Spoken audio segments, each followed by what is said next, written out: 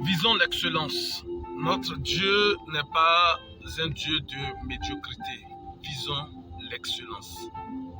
Visons l'excellence. Notre Dieu n'est pas un Dieu de médiocrité. Écoutez, nous avons besoin de comprendre que nous devons passer par tous les moyens pour être excellents. Quand Dieu a mis Adam et Ève dans le jardin pour le garder et le cultiver, c'était pour qu'ils apprennent à améliorer non seulement leurs conditions de vie, mais aussi leur cadre de vie. Ce n'était pas à Dieu de le faire, mais c'était à Adam et Ève de s'organiser pour rendre leur cadre de vie convivial, leur cadre de vie propice à l'évolution, à la progression, à l'expansion. Et cela est véritablement important. C'est vrai qu'aujourd'hui, il y a des choses que nous demandons au Seigneur. Dieu est prêt, c'est clair, à nous répondre, à nous exaucer. Mais de l'autre côté, le Seigneur se pose la question.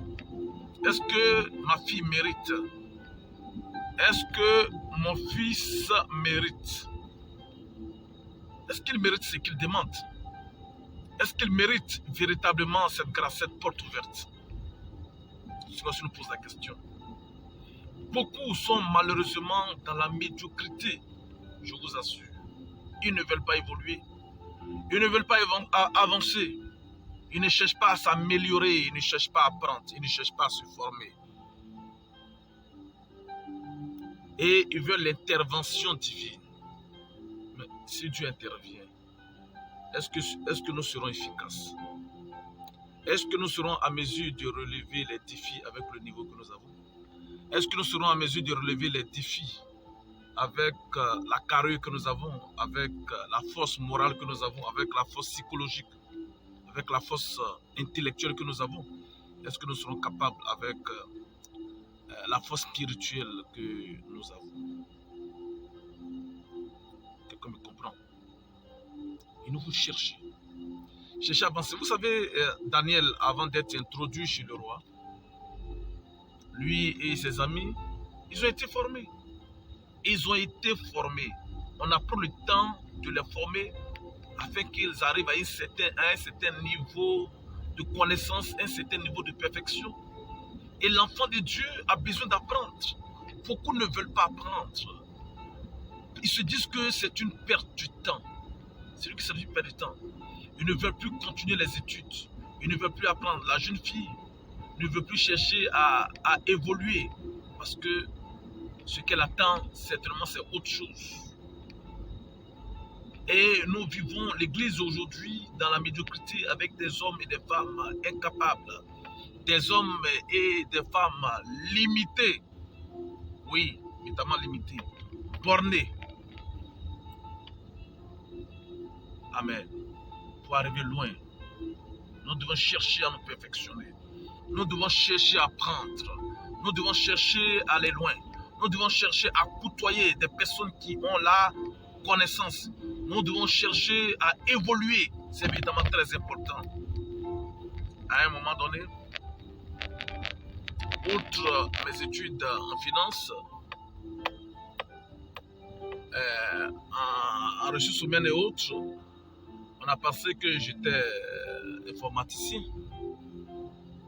Et quelquefois, on a eu besoin du service d'informaticien. On m'a appelé. Mais moi, je ne suis pas informaticien. Je ne suis pas informaticien. Mais à un moment donné, je me suis tellement accommodé à l'outil informatique parce que j'avais la passion de l'informatique. Il y a des choses que je voulais comprendre. Il y a des choses que je voulais savoir. Donc chaque fois, je demandais comment est-ce qu'on fait telle chose, comment est-ce qu'on arrive à faire telle chose. Et moi-même, en cherchant, en me perfectionnant, je suis arrivé à un certain niveau que j'appellerais un niveau appréciable. Vous comprenez?